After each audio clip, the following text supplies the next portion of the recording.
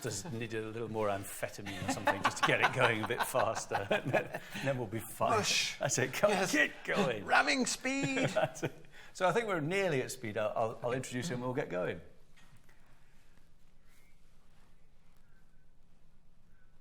Time for some beautiful English sparkling wine, and with me are James and Simon Hawkins, the Hawkins Brothers. Good to see you, gentlemen. Nice to meet you. Lovely to meet you, Simon. Thank you for coming in, and thank you for bringing this. In fact, what have we actually got for people to buy? Well, we've got a wonderful set today of some English sparkling wine, our English sparkling wine, and two wonderful glasses in a presentation box. Well, it sounds great. Let's open it up. Shall we open? Yeah, Who's the chief opener? I'll be the chief opener. Okay. Now, today. how long have you been making wine for? Well, we've been making wine. Well, this wine was made for us in 2013. Oh, okay. So this has been in the bottle now for 3 years. Right. 2 of those years will be aging the bottle on it, the wine on its lees. Yeah. What sort of does actually that mean? On its lees? On its lees. Well, lees are dead yeast cells that are left over after the secondary fermentation. Sounds horrible, doesn't it? But now, you didn't pop that champagne cork, that No. kind of. The way to do it is to very gently release it and let it give a gentle sigh from the bottle. Let's pause it. I brought my own glass. Well, it's not quite as nice as yours, sensible. but it's bigger. It's bigger. It's very important. Which is good. So we didn't have. Now look. Now can glass for you. A specialist in wine. I mean, that's a real sort of creamy fizz to that. Yeah, has a lovely mousse to it. Yes, we call that a mousse. Not one of those. But, Okay. It's the way that the wine fizzes in the glass, and lovely small bubbles rather than small bottles. Now a lot of people talk about that, but we should be looking for small bubbles. That's better. Absolutely. Absolutely. Yeah. Okay. Now, when it comes to English wine, it has been having a massive explosion in popularity and favour because people are loving the taste. It's all about the taste. The taste is fantastic. We are making wine on the same soil as the French would make it in that place we can't mention. Yeah, Champagne. I know. We can't use the C word. The same grapes and the same method. Thank you.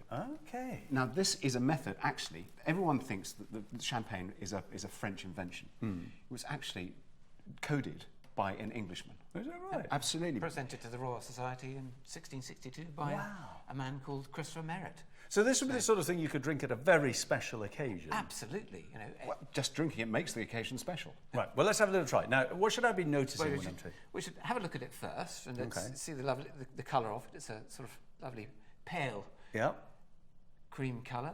And then what you're supposed to do is smell it. Okay. The nose. The nose, yes. Le nez, as the French would say. But we're not French, so we say the nose. It's very creamy, isn't it? It is very creamy. It's almost cremola foam creamy. It's got that lovely, delicious sweetness as well. Yeah, lovely biscuity on the nose, which is what you look for. It's what we call autolytic character. Oh, okay.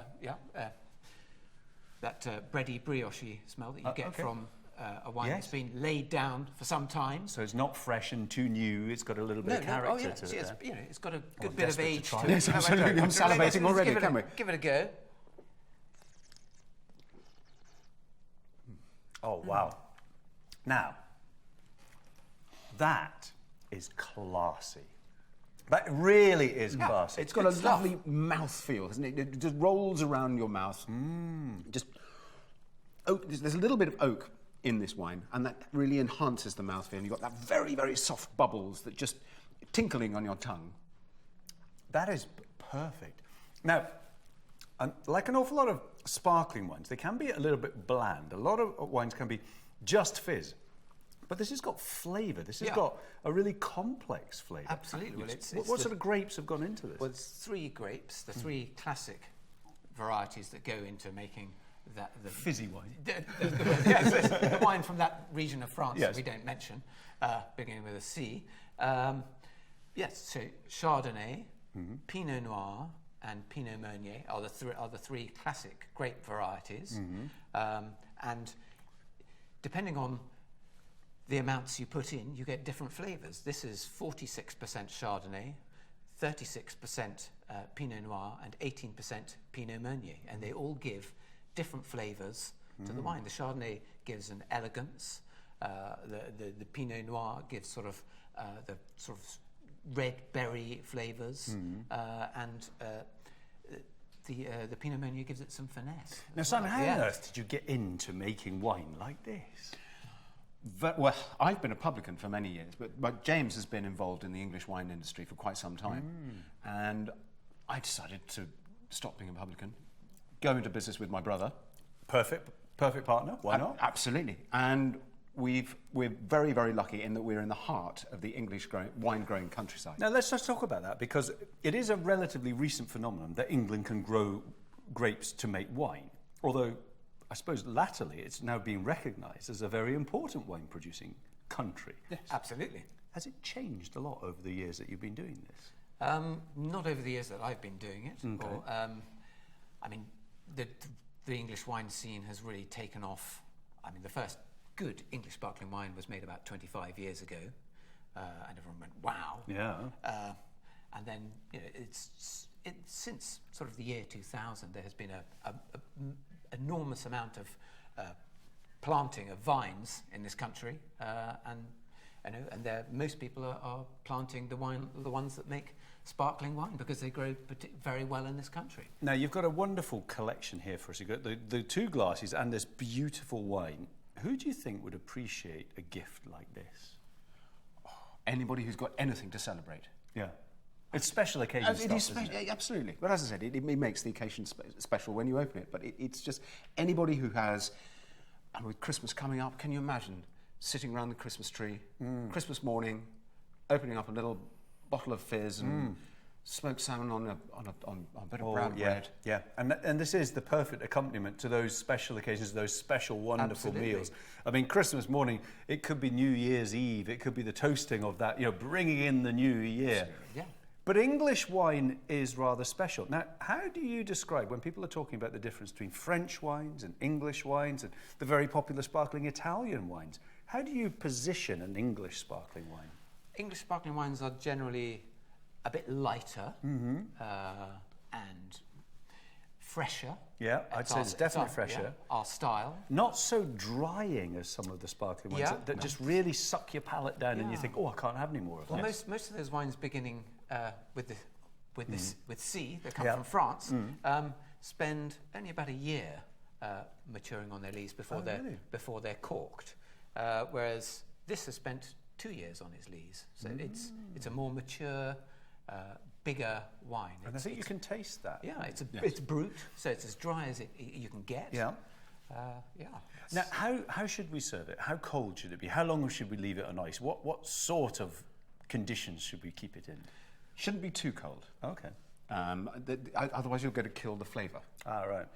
But I think about sort of 5 or 6 degrees. Okay, so yes. In some ice for a little while. Yeah, 20 minutes. Or if it's been in the fridge, bring it out for 10 or 15 minutes before you open it, or open it and leave it for a little while to let the air get to it. Right. Let it just open like up. you would a red wine or something Yes, like let that. it open up a little bit. Is the glass important? Because we've got two beautiful glasses here, and they are very typical of the Champa's glasses. Is that important for a wine like this? Well, yes. I mean, as long as you can get your nose part of the way into it and don't fill the glass up too much, you can get the wonderful bouquet of the wine. These are designed to funnel the bouquet up your nose.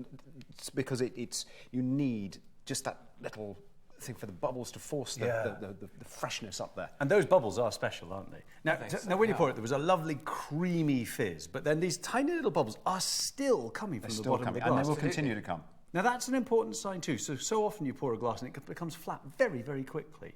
And that's not what you want from a special occasion. No. This is a very high quality wine.